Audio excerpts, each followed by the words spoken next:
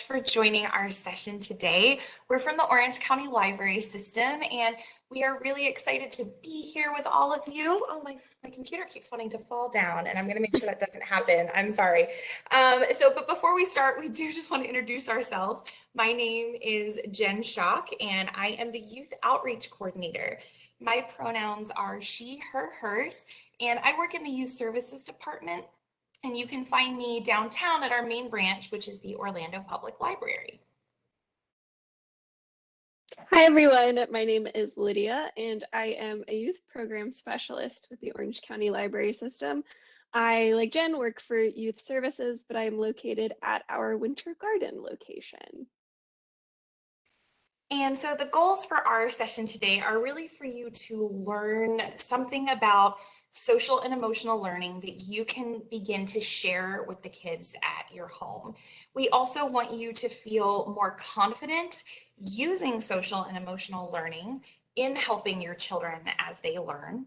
And then we also hope that you will spend more time using social and emotional learning techniques and practices and resources, and that you use them to interact with your children at home.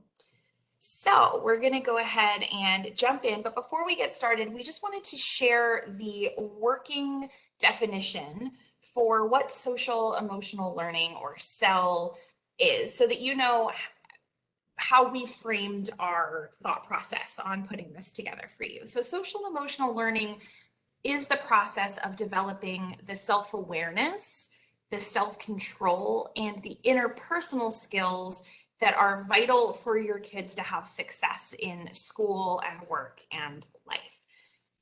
So that's really how we framed everything. And SEL is not like an academic subject like science is, but it's a methodology so that you can really help your kids develop 5 core competencies that can be applied in the classroom, they can be applied at home and in your community and all throughout your kids' life. So those are self-awareness, self-management, social awareness, relationship skills, and decision-making. And these are vital skills for young people to develop. And so when they do that, they have healthy and happy, productive lives, and they're contributing members of society. And now we know that a lot of educators like OCPS right now, like their focus is on SEL, and you're going to see a lot of this is being put into the curriculum of your class, of your child's classroom. But it's really important for you as a caregiver to back up all of the things that they're learning in school at home as well. And so we're going to talk about how you can incorporate social and emotional learning into your daily life and your routines at home. You're really your child's first best teacher, and their home is their best learning environment. So we're going to get into some of the different problems now that kids face and that you might recognize in your kids, and how SEL can sort of help overcome that. So if you look on the screen, you'll see things like sleeping problems, lying, very impulsive behavior. Maybe your kid is antisocial or beginning to have some emotional outbursts, difficulty paying attention. Maybe they have a defiant attitude that is making your life a little harder. And they can demonstrate these behaviors at home and at school. And when this happens, we know that a lot of parents and caregivers can feel very overwhelmed, feel very isolated. But we really want to remind you that these are common problems. Your kids, everybody's kids are going to go through exhibiting some of these at some point. They're testing boundaries, they're beginning to learn. They might have stress triggers that you're not aware of. So by incorporating social and emotional learning activities and different resources, you're going to help mitigate these behaviors. A lot of these behaviors have gotten worse because of the COVID-19 pandemic. Kids going through their emotional development, it's hard for them when they're not getting interpersonal feedback. They're not able to see people's facial reactions because of masks. And so we've seen a lot of research showing how much worse things have gotten because of the necessary quarantines that we've had to go into. But now we're going to sort of help you nip these problems in the bud by giving you some ways that you can incorporate this. So let's get into the best practices that we have. First, you're going to want to establish routines and intentionality. You're going to want to engage in creativity together. You'll learn how to manage stress effectively, engage in acts of kindness and empathy, and build relationship skills. So these best practices will really help to get to the root of some of those common problems that we talked about. So it might seem a little overwhelming to how do I do all of these things? Well, we're going to break them down. We're going to get into them, give you ideas on how to do these things. And then the best part is that the library has so many resources immediately available for you to help you get started doing these things. But before we get into that, we just want to do a really quick poll and ask a quick question, just so we can sort of get to know you all and see how much of a library user you are. So have you ever visited an Orange County Library location before? If you can answer yes or no. And then also, do you and or your child have your own library card? So that'll help us understand how much you know about the library as well. And then we also have an additional question is, what childhood memories do you have of visiting the library? So Lydia, do you have any childhood memories from the library to share? I do. I have been using the library for as long as I can remember, but some of my favorite memories are when I would visit the library with my grandma, when I would stay with her over the summers. And during these visits, when I first discovered a series of unfortunate events, which was my favorite series as a child and is really what rocketed my love for reading from a very young age. That's great. I love those books. You know, even as an adult, a series of unfortunate events is very popular. For me, we didn't live very close to our public library, but I used my school's library all the time.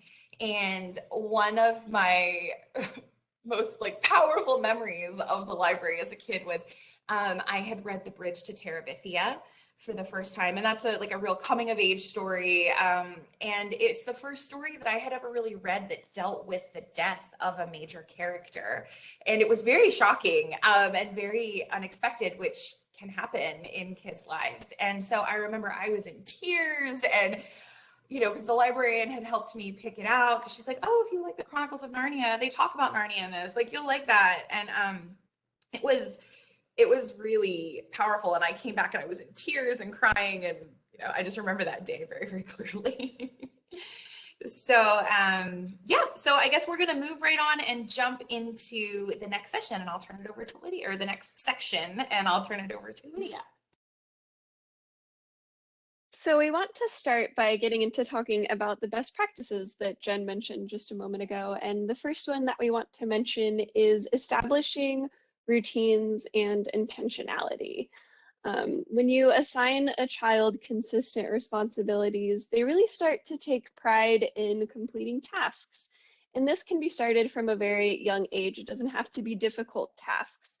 You can start with things like putting storybooks away after a story time, organizing a certain part of the home, or even taking care of the family pet.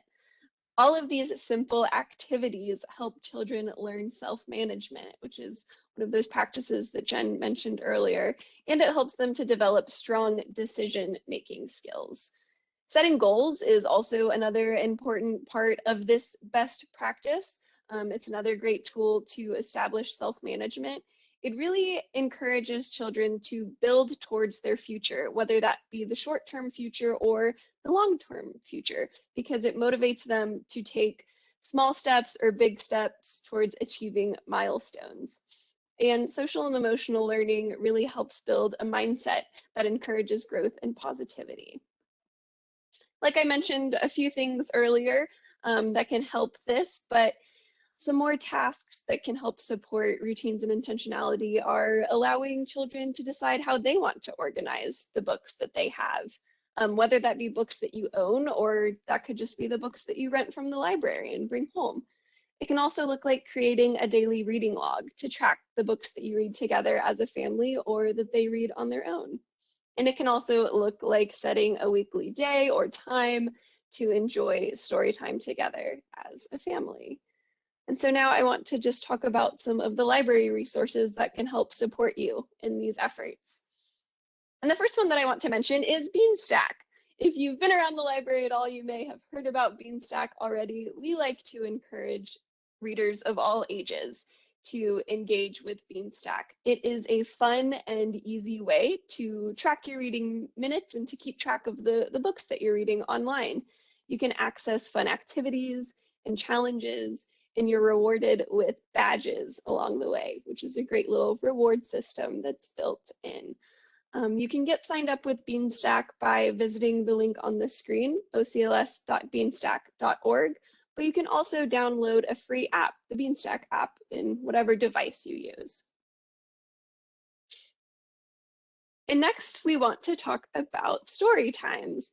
Our YouTube page is a wealth of resources for library users of all ages. On our YouTube page, you can find puppet shows, guitar sing-alongs, dance activities, story times, and so much more. Truly, no matter what age you are, there is something that you will enjoy on our YouTube channel. And if for some reason YouTube isn't available to you, but you would still like to enjoy stories together as a family, the OCLS Storyline is another great resource. Maybe you're out and about and on the go, but you still want to listen to a story. If you call the number that you see on your screen there, you can have a story read to you no matter what time of day it is. And these stories are available in English and in Spanish. And they're a really great resource because oftentimes they change periodically and they're themed around certain celebrations or upcoming holidays, which is a lot of fun. The next best practice that we want to get into is to engage in creativity together. Creating art activities is a great way to introduce your child to new topics in a playful way that's not threatening. Creative art activities also provide children with opportunities to build confidence. They're also able to problem solve, make mistakes, and explore their preferences in a way that is not judgmental. And the library has a lot of great resources for this. One of my favorites is our take-home activity kits. If you didn't know, all 15 locations of the Orange County Library System offer free take-home activity kits. You don't even have to have a library card to access these. You can just go into your local branch, pick one up, and take it home with you. All of the supplies that are needed for these crafts and activities are included in these kits, and nothing needs to be returned. They also rotate quite frequently, and different branches have different kits. So you can visit one branch one day and pick up something and then get something different from another branch the next day, which is a lot of fun. Another great creative activity that you can participate in with your child is our Little Chef, our cooking classes. You can teach your little one about cooking skills such as kitchen safety, measuring, and the art of plating food beautifully. It's great for them to practice fine motor skills as well through scooping and measuring and mixing. And one of my favorite parts about our Little Chef programs is that it also introduces children to new cultures through different cuisines. And then lastly, OCLS has a wide variety of art classes. All of our programs and events right now are being hosted virtually, but you are still able to attend online to pick up new skills like crocheting, knitting, painting, sculpting, and a wide variety of other art activities. All right, so we're going to have another little discussion break here, and we would like to ask you a few more questions. From the resources mentioned, I would love to know which of these resources you have used. So this is a question that you can just type your answer into the chat. And again, make sure that your little drop-down menu is selected for everyone so that we can all see your answers. We would also like to know what some daily routines that you have with your child are. And then lastly, I would love to know what your child's favorite book to read with you is. So we'll give everybody a moment to answer those questions. But Jen, did you have a favorite book to read with your family when you were a kid? Yes, so I was a big fan of Wind in the Willows, which if people aren't familiar with, it's a very cute, very wholesome story about like a badger and a river rat and a frog, Mr. Toad, and they just all live by the river and have adventures. And I also loved like the classic Winnie the Pooh stories. Eeyore is my favorite. I got a lot of emotional uh, development through processing sadness through Eeyore. So I really love Winnie the Pooh means a lot to me. So I just ask them to be read to me over and over and over again. And I see Angelica has actually answered reading Harry Potter is a great one. You know, I know Harry Potter is so popular. I love it. I know so many people love it. And then also the art videos. We have so many great art videos on YouTube and different art classes. So it's great to see that some folks here have been finding them helpful. What about you, Lydia? Did you have any favorite kids' books as a kid? Yes, I know when I was a small child, my favorite book was The Pokey Little Puppy. I would make my mom read it to me over and over and over and over again. And I also love talking about our Little Chef programs because when I was a kid, one of my daily routines was cooking with my mom. She was constantly in the kitchen and she always invited me into that space. And I have some really, really treasured memories cooking with my mom on a daily basis when I was a kid. Yeah, that's great. Well, thank you. So we're gonna go ahead and you can always respond to those questions when you have a chance. So we're gonna move into the next part of our presentation. So our other best practice is managing stress effectively. So helping kids to understand their stress triggers and then finding healthy ways to release their tension is extremely important. This will support lifelong mental health and will really teach kids to appreciate self-care. Just like with adults, stress and anxiety can have really damaging physical effects, and especially for your kids as they're physically and mentally developing, you want to make sure that you can help them do that safely and in a healthy way. And so, you know, stress can lead to anxiety, depression, and it's been shown through different research and studies that mental health issues can lead to a risk in a kid not finishing school. And so these are really important things to help your kid to set them on a healthy path. So some of the ways you can do that is to reduce any stress they're feeling at school by getting homework help. And that's something that we'll explain in a minute. Also, to really experience reading in a joyful way and not a stressful way, we have a program where you can read to some very cute and furry friends, and then also learning how to physically and mentally unwind and relax with a yoga class for all ages. So we'll get into these resources a little bit more. The library offers something called homework help through a company called Brainfuse, and it's a free service that you can get through logging on with your library card, and you can access free expert tutors every day. And so this is really geared for kids in second grade and up. It actually goes all the way up to the start of college, and you can get help with math homework or writing a paper or any type of science help that you need. So basically you just log in, you indicate what grade and what subject you need, and they will connect you to a live tutor who is a vetted, safe expert for your child. We also have great electronic resources for databases, like getting project ideas. So if you have to do a science fair project, but you have no idea what to do, you can go into one of our databases and they'll give you ideas and sort of a good template for how to get started with a project on a certain topic. And then also a lot of kids are either in bilingual immersion classes or they're learning another language in school. And so we do have language learning tools as well through Mango Languages, Rocket Languages. There's also one for the very little ones called Little Pim. So we have a whole bunch of great ways to reduce school stress. Another program, like I mentioned, those cute furry friends, we have our Pause to Read program. So right now it's still on hold because we're doing virtual programs. Nothing has returned to in-person yet. But I've heard that in January, we are getting ready to go back to in-person and the dogs will be coming back, which is everybody's favorite. We have some amazing You can see we have chocolate labs, golden retrievers. They come in and they are just so calm and cute, and kids can read to them. And reading out loud can be very stressful for kids. They might feel like they're stumbling over words, or it takes a while for them to sound out a word. But dogs aren't going to judge them.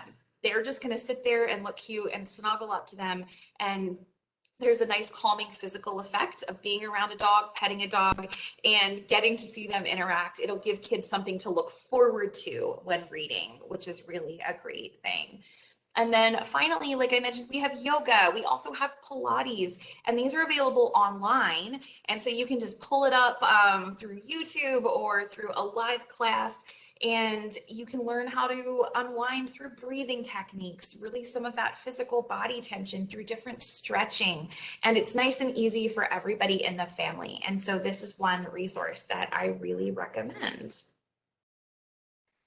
So the next thing, the next best practice that we want to get into is helping your kids to engage in acts of kindness. This will help them build empathy, and this will really support different social and emotional learning areas. So having your children understand the impact of their emotions and their actions on other people is really important.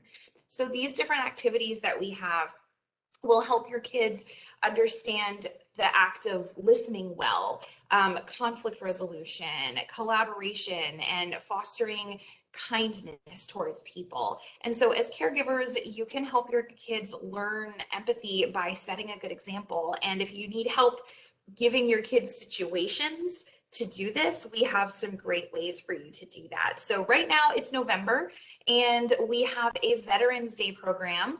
And so this is just wrapping up now, but it's something that we do every November, and it's to celebrate Veterans Day by writing thank you cards and greeting cards to veterans. And so we provide a kit for this, and it helps kids to remember and to thank someone for hard work and for showing someone that you care about them.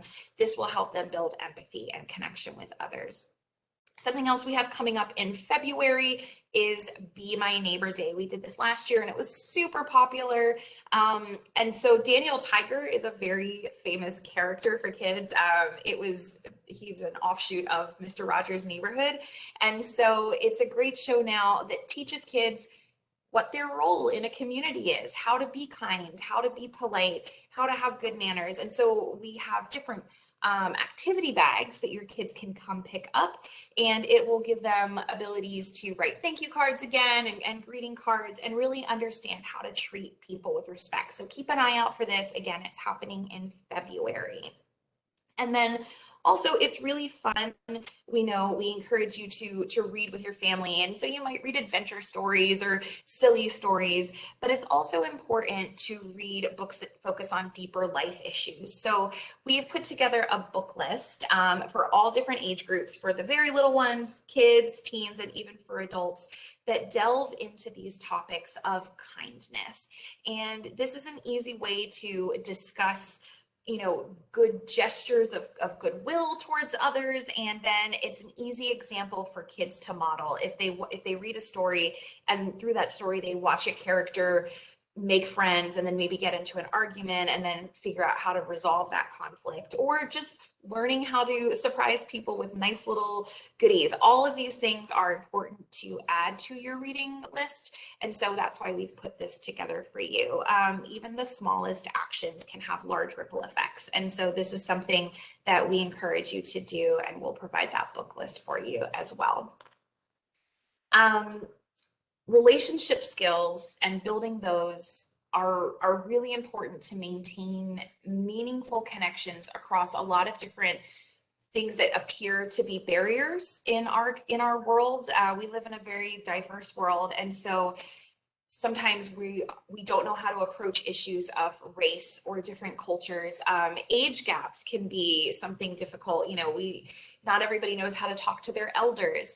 And then geographically, we're all distanced right now as well. So building healthy relationships, it will help your kids make friends at school, know how to have a good relationship with their teachers, and this will serve them well later in life in the workplace, with their colleagues, with bosses. And it's something that is really important for kids to learn in regards to learning how to negotiate through difficult situations, resolve arguments and conflicts, and how to ask for help in these situations. So some of the ways that you can do that are to join a guided book discussion. So we have something called our Primetime Family Reading Program, and it's a 6-week series, and it's led by a library staff person with an outside professor or scholar who knows a lot about a different book. And so you'll all read the book together as a family. We do encourage intergenerational attendees, so grandparents and maybe cousins who are different ages, everybody to attend together. And then you'll discuss that topic with questions that have been provided by the different staff people leading it. Right now it's being held virtually, but when it returns to being in person, a free dinner will be provided. There will be take-home activities, gifts, and little prizes as well. This is a very popular program. It gets families talking together, but you have help doing it. And so I would check out our webpage, see when the next series is getting started, and to sign up for it. Another thing is we know that play is very important for kids to absorb new information and learn new skills. So games specifically teach those different skills like teamwork and communication, fair play, decision making. And so whether a kid wins or loses a game, they definitely have an emotional response to that, whether it's a happy response or a negative response.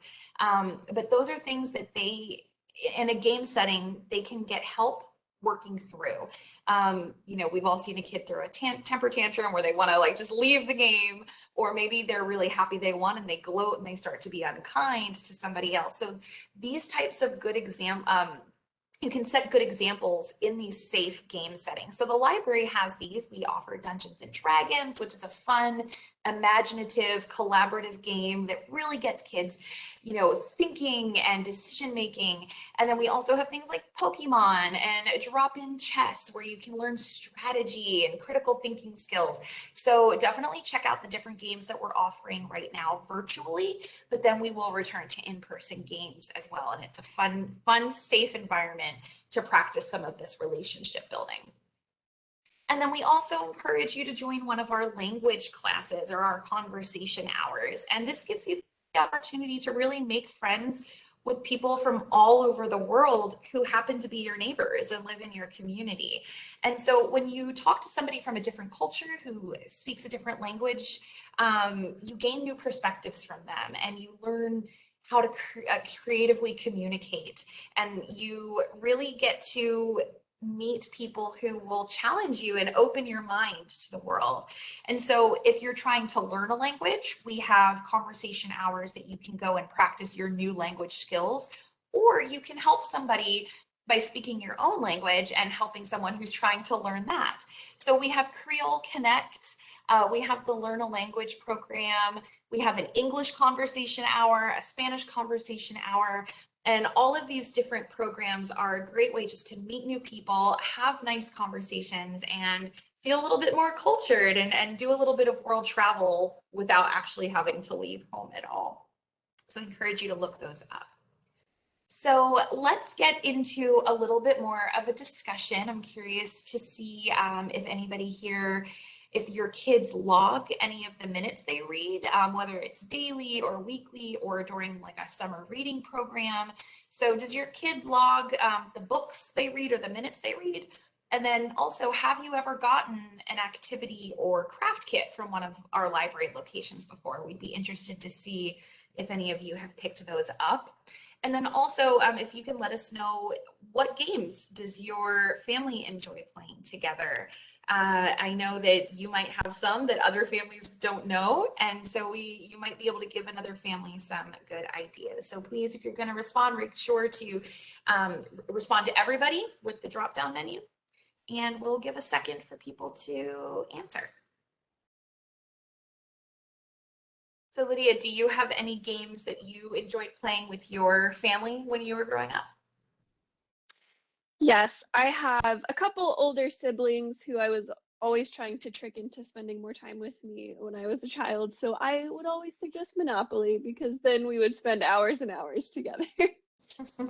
Such a long game, but it was definitely one of my favorites when I It was is. young. I don't know if I've ever finished, like properly finished a game of Monopoly before. I know Angelica saying she enjoys Uno and Jenga and Candyland. I love all of those. I love Uno because Uno has some high stakes, like you might be like, oh, I'm about to get rid of all these cards, and then it reverses, and you're like, no. So there's some good emotional regulation for kids there. Plus, you're learning your colors, you're learning your numbers for the little ones. Um, it's also easy to, if you're trying to practice another language at home, learning colors and numbers is an easy way to sort of do that as well. So I know I speak Japanese, so I like to play it in Japanese when I can. Yeah, oh yeah, seeing a different color pop down, definitely provides some different feelings for kids. I agree, Angelica. So yeah, I think that games are a great way to do that. I loved the game of life, um, which is funny now because you're trying to act like an adult as a kid, and now it's like I don't want to have to worry about paying my income tax or deal with a real estate agent or get car repairs, but I loved it at the time. So that's a really fun one for kids to learn life skills for sure and what goes into being an adult. We love seeing those answers in the chat, so keep them coming. But we're going to continue by talking about a few more cell activities that you can participate in with the library. The first one that I want to mention is to enjoy mindful coloring together as a family. These mindful coloring classes are things that we used to do in person. Like we said earlier, everything is virtual right now, but we will be resuming these in January when we go back to in-person classes. Another fun thing to do together as a family is to have a family movie night. Not only does the library have a robust collection of DVDs at all of our different locations, but we also have streaming services like Canopy that you have access to where you can stream movies directly from your device. Another great option is to go on a story walk together. Story walks are a lot of fun. It's when we take storybooks and blow them up really big and then put them on stakes, and we put them in the ground throughout different walking spaces around Orange County. So you get to spend some time in nature while also reading a story together as a family. And then lastly, you can download new music. We have movie streaming services, but we also have music streaming services that you can access just by having a library card. So you can have listening parties together, listening to new music as a family. Something else that we always like to mention are family literacy nights. Many schools throughout Orange County host family literacy nights by having library storytellers come in, and they do family story times in the evenings where classes and their families can come together. You can contact your child's school to see if a family literacy night is something that's happening in the near future. And if it's not happening, let them know that it's something that you're interested in, because we would love to connect with your child's school to set one of those up to happen soon. And speaking of family literacy, we've talked about it a little bit throughout this presentation, but reading together as a family is so important because it encourages strong communication and it strengthens relationships between family members. And we want to share just 6 tips for successful family reading. We talked about Prime Time, which is a specialized program for family reading, but we also want to share that you don't have to attend specialized programs in order to cultivate daily literacy routines as a family. So we just want to walk you through these 6 easy tips. The first one is to create routines. It's important to first create reading rituals with your family by setting aside a special time each day or each week for at least 20 minutes that's distraction-free and is just set aside to read together. And once you have established this routine, this special time, it's important to take turns interacting with whatever text you're reading. When family members take turns reading, it really makes it a shared experience. And you can even include little ones in this shared experience who aren't old enough to read by allowing them to turn the pages or letting them trace the words across the page as you read. Next, once you're done reading, it's really important to have discussions. Reading is a great skill, but being able to recall what you've read is also very important. And an easy way to facilitate these sorts of conversations is by asking questions like who, what, where, when, why, in order to start the conversations, but also to really establish and strengthen the understanding of the story that was just read. And number 4 is to learn more. If you read a story and a member of your family expresses an interest in a certain topic or a certain animal, don't be afraid to dive deeper into that topic. The library has a wealth of database resources. Kids Info Bits you see on the screen is one example. And utilizing these sorts of resources can really help you take that knowledge of that topic to a deeper level. And then the fifth tip that we have is distance reading. So once you've established this special time to spend together as a family reading, it's important not to let distractions get in the way. And one of these distractions can be that you might not be in the same physical space as your loved ones, but that's okay. We encourage people to try to use resources like video conferencing, like FaceTime or Zoom, in order to still participate in this special time. But if you don't have access to FaceTime or Zoom, try just calling each other on the phone. Hearing each other's voices read together can be just as impactful. And then lastly, but definitely most importantly, is to make reading fun. I always like to encourage families, whenever possible, to take their reading experiences outdoors to read in nature. But if that isn't an option to you, make your indoors fun. By using pillows and blankets and sheets, you can create reading forts that can really transform your child's experience of reading. All right, we have a few more questions, and these are all just yes or no questions, so feel free to answer those polls. We want to know if you have learned something that you think you'll be able to share with your kids from today's session. We also want to know if you feel more confident in helping your child learn at home. And then lastly, we want to know if you plan to interact with your child through cell activities. Jen, out of all of the resources that we mentioned in this last little section, do you have a favorite to interact with or to tell people about? I really love story walks because it's a very nice way to experience nature. And what I also like is the suspense of a story, whether the story is actually suspenseful or not. It might just be happy, but like, what's going to happen? How is this going to end? It's not just turning the page. You have to like walk up to get to the next part of the story. And so I feel like they're a really fun way to encourage physical activity, enjoying and soaking up some nature, also including reading, getting out to a different place, so going on a little bit of a day trip. I think it just combines so many resources and so many parts of social and emotional learning that I always tell people whenever we have a story walk that we're promoting to please go check it out because it's really, really fun. What about you?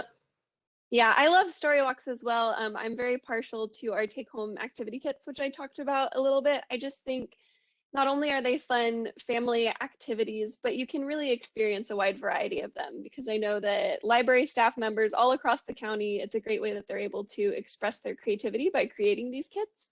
So you can just experience such a wide variety of activities with them, which I love. I know that we're running a little bit short on time, so we're just going to close with a couple more resources because we can't help but jam pack all of these resources into my presentation. So I want to mention briefly virtual library cards. If your child attends an Orange County Public School, they have access to a virtual library card that is a separate thing from our full access library card. On the screen here, you can see the difference between the two cards. Virtual library cards are a great resource, but they do have some limitations. So we always encourage people, when possible, to sign up for full access cards, which you can do online or by visiting your local OCLS location. And then also something that not everybody is aware of is that the library has our very own social worker, which is such a great community resource. By visiting the link on the screen, you can actually make an appointment directly with the social worker over the phone or in person, and they can help you with a variety of situations like the ones that you see listed on the screen here. And we want to take just a couple of minutes for anybody to have the opportunity to ask questions, just any closing questions or thoughts that you might have. Feel free to drop those in the chat so we can make sure that you don't walk away with any unanswered questions. And just as we're waiting for any potential questions to come in, I just wanted to remind you that we do have a couple of like PDF files that you'll have access to, those 6 reading tips that Lydia went through. We do have that available for you, again, in English and Spanish and Haitian Creole. And we also have that book list that I mentioned earlier, the books about kindness and the books that talk about feelings and social and emotional learning. So for kids all the way up to adults, we have some recommendations there for you. So make sure that you check out both of those.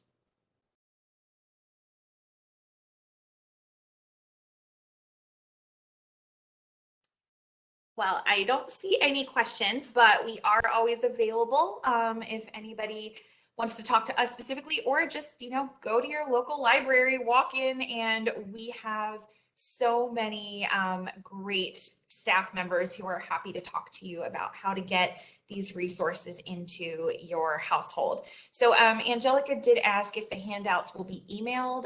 Catherine, do you know how they can access those? Or do they need to email us in particular?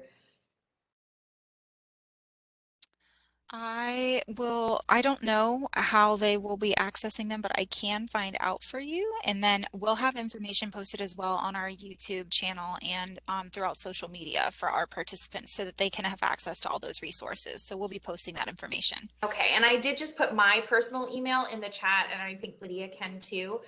You can always just email both of us directly, and we'll email you those 2 files immediately. So if that's easier too, you can just always shoot us an email. So yeah, thank you so much. And Lydia just put hers in the chat too. So just shoot us an email. We'll get them right to you probably today. So Thank you so much, Yes, everyone. yeah, thank we you loved being so here. much. This was amazing. Thank you for sharing all of these resources that the library has for all of our parents and our students. We really appreciate it. And I hope that everyone who's in attendance was able to learn. I know I definitely did. We at Orange County Public Schools value your feedback, and so we would love if you're able to answer the 4 poll questions about this session.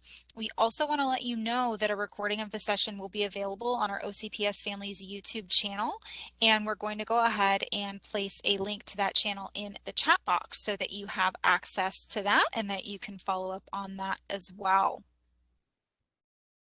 We again, thank you for sharing your feedback. We love the feedback for our sessions, but we'd also want to gather your feedback for our entire Parent Academy as a whole, including our keynote, our session A, our session B, and our technology. And you can access that survey by clicking on the link that we're going to post in the chat. Again, we really use that feedback to make sure that our professional learnings are catered to the needs of our families and our students and that they're relevant for you. So we appreciate you taking the time to engage in that feedback. We do have some additional parent and family engagement as well as other outreach events that are happening soon. So this week, make sure that you're checking out the bilingual Navigating the OCPS Parent Guide session. This is going to be on November 17th. On December 2nd, there will be an Engage 360 Lunch and Learn on digital parenting. And on December 8th, we'll have a workshop on building a network of support at your school. This is designed for families of students participating in ESE. We also have a bilingual workshop on dealing with challenges and identifying community resources. And finally, on December 9th, we'll have an Engage Lunch and Learn. This is really focused on addressing mental health going into the holiday season. And these are all able to be registered for on our OCPS Facebook page. We're going to post that link in the chat for you as well so that you have access to all of these resources and you can really peruse them at your leisure and find which ones are most relevant and applicable for you as you support your students. We do want to thank you so much for attending this Parent Academy. We hope you all have a wonderful day, and a very special thank you to Lydia and Jen for such an awesome session. Thank you all.